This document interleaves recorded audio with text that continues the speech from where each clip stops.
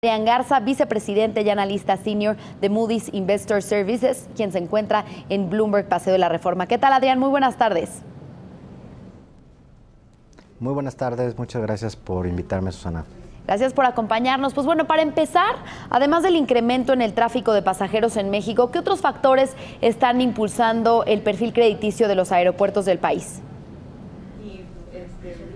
Sí, vemos también que hay un importante incremento en ingresos y esto también impulsado no solo por el tráfico aéreo, pero también por las ventas y los ingresos no aeronáuticos, es decir, por los esfuerzos que están realizando las empresas en torno a las ventas en concesiones, estacionamientos, etcétera. Entonces, en este contexto, la cancelación del proyecto del nuevo aeropuerto de la Ciudad de México, en caso de que Andrés Manuel López Obrador llegara a la presidencia, ¿qué impacto crediticio podría tener? Bueno, creo que el impacto hay que dividirlo en dos. Primero, nosotros calificamos la emisión de deuda del aeropuerto, que está respaldada por el flujo de la tarifa de uso aeroportuario, por la TUA, y esa, pues en nuestro escenario base, contempla que el nuevo aeropuerto abre y bueno, se genera un flujo adicional de una mayor capacidad en el aeropuerto y también de una mayor demanda de pasajeros que, como sabes, ha sido muy fuerte en los últimos años, ¿no?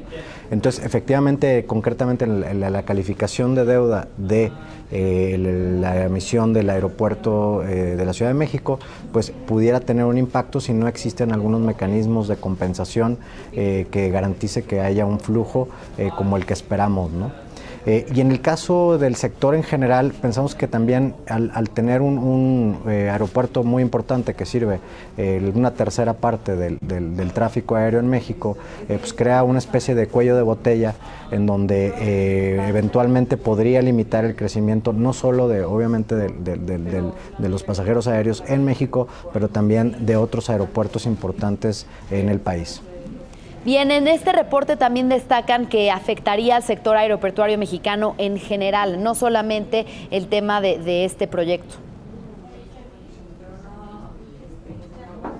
Así es, como te decía, el tema es que, bueno, como sabes, el aeropuerto de México sirve a muchos pasajeros internacionales, a muchos pasajeros nacionales, pero que efectivamente conectan con otras ciudades importantes del país, como pueden ser Guadalajara, Monterrey, Cancún, etcétera, ¿no?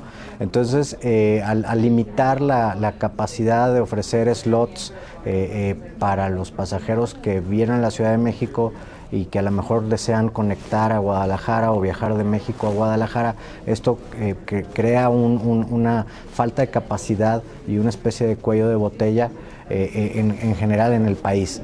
O dicho de otra manera, el tener un aeropuerto nuevo con una mucho mayor capacidad a la que actualmente hay, probablemente impulse a las aerolíneas e incluso a los pasajeros a viajar más, ¿no? Entonces, genera una mayor competencia, a tener una mayor oferta de vuelos nacionales e internacionales y por lo tanto beneficiar no solo a la Ciudad de México, pero también a otros aeropuertos en el país. Claro.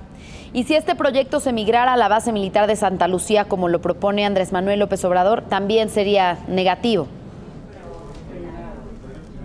Mira, más allá de las alternativas que están sobre la mesa, nosotros la calificación que tenemos, que por cierto es solamente un escalón por debajo del gobierno de México, está en Baa1 y recientemente cambiamos la perspectiva estable. Nuestro escenario base contempla que hay un nuevo flujo derivado de un nuevo aeropuerto.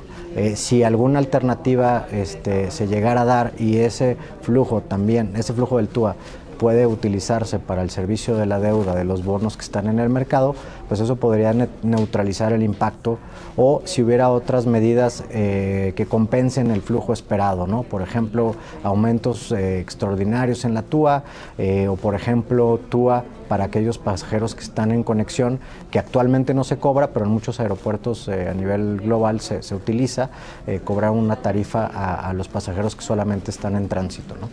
Bien, pues finalmente, ¿cuál nos dirías que es el principal reto de largo plazo de las compañías de este sector aeroportuario? En el largo plazo efectivamente tiene que ver con esta capacidad o esta falta de capacidad. Vemos que ha habido en los últimos años una demanda muy importante, un crecimiento del tráfico aéreo muy importante. Ha sido uno de los sectores, yo diría, ganadores en el área de infraestructura en el país. Pero esto también tiene una consecuencia, ¿no? Que es pues necesidades de inversión en la infraestructura existente y en nueva infraestructura que normalmente o se esperaría que pues estén financiadas con deuda. Pensamos que hoy los grupos aeroportuarios están en una posición fuerte, sólida y que serían capaces de tomar más deuda para hacer inversiones adicionales en los próximos años sin que impacte necesariamente de forma significativa sus métricas financieras. Y esto también porque, como bien saben, las inversiones que realizan los grupos aeroportuarios se compensan a través de tarifas que ellos pueden cobrar a los usuarios.